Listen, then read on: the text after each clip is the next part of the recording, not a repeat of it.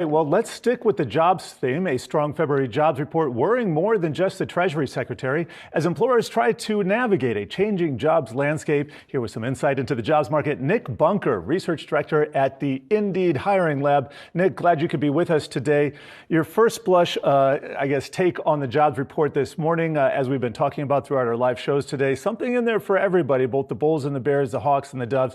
What's your big takeaway?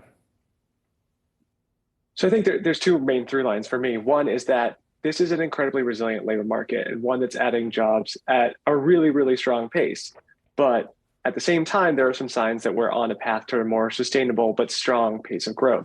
Yeah, their labor force participation rate, particularly for prime age workers, picked up and now is back at where we were in early 2020.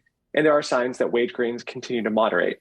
So demand is still strong, joblessness is low, and it looks like we are on a path towards getting to something that's more sustainable. But the question is, how long are we going to take to walk down that path?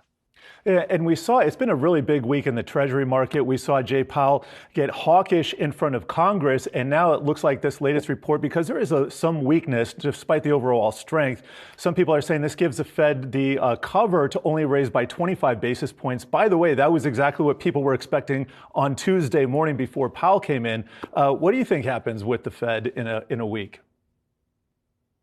So I think, if you look at this jobs report, there are some encouraging signs within the Fed's framework that there is, moderating wage growth, which, Chair Powell in the past has really sort of mentioned as the best barometer of the labor market. I think really the question is, does the Fed take some solace from, signs that realize wage growth is ticking down, or does it start to be, continue to be concerned by the high level of payroll gains and the low level of unemployment? So I do think it matters sort of where the points of emphasis are there, though, whether or not we get 25 or 50 basis points next meeting, I think there's clearly a hawkish tilt towards the Fed's commentary. All right, I want to get to another labor report that came out recently. That would be the JOLTS report, job openings, layoffs, turnovers. Just want to get your take here. I'm reading through your notes. The data on quitting is the most suggestive of a moderating labor market. Wondering if this morning's news on the payroll numbers from the BLS changed your thinking on that, or where are you there? Yeah, so I think the data we got today is in line with that. I think there's a pretty strong relationship between the rate at which people are quitting their jobs or voluntarily leaving their old jobs, most likely to head to new ones, and wage gains. And in both of those metrics, we are starting to see signs of moderation, even if they're both still elevated compared to their pre-pandemic level. So if we continue to see workers, quit their jobs at lower rates, that would suggest that wage growth has some ways to go down. But at the same time, it's still probably at a pace higher than what we saw before the pandemic. So I think, broadly, my view of the labor market continues to be the same, that there's lots of strength, even if there's been moderation over the past several months. And as typical in this stage of the business cycle, we're seeing goods, and I'm still talking about the labor market in the BLS report this morning.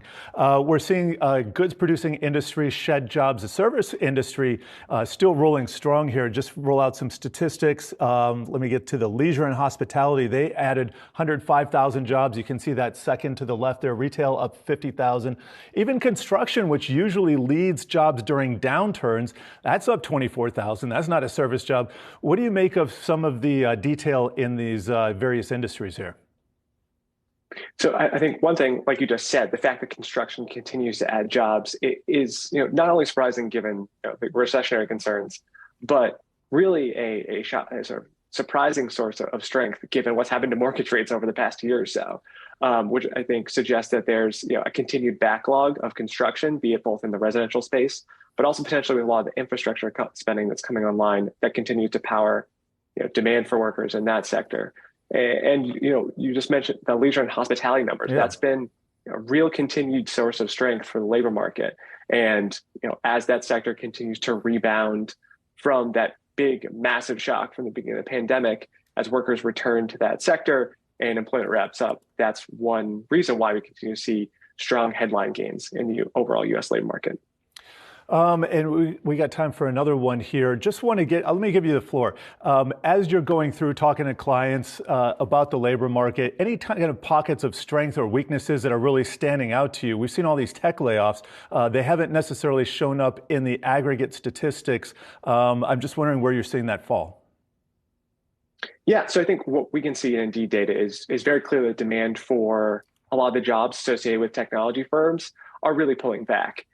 Software development jobs on a year-over-year basis, the number of job postings there is down close to 40%. So there's clearly been a dramatic pullback in that sector of the labor market. But as you said, we really can't see even these announced layoffs show up necessarily in the aggregate statistics. I think that's a good reminder, a good indicator that the tech sector is a big part of our discussion about the economy, a big part of financial markets, but it's not a huge share of employment. In fact, it's quite small.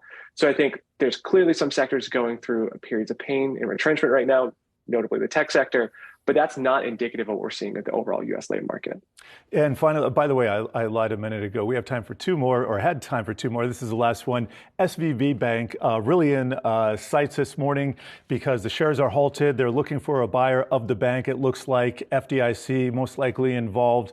And this is a specialty bank that really serves the California VC economy and kind of melds with the discussion we were just having via the tech market that is very specialized. And we're not really seeing contagion overall in the market yet, but just wondering what your overall impression is as it pertains to SVB this morning.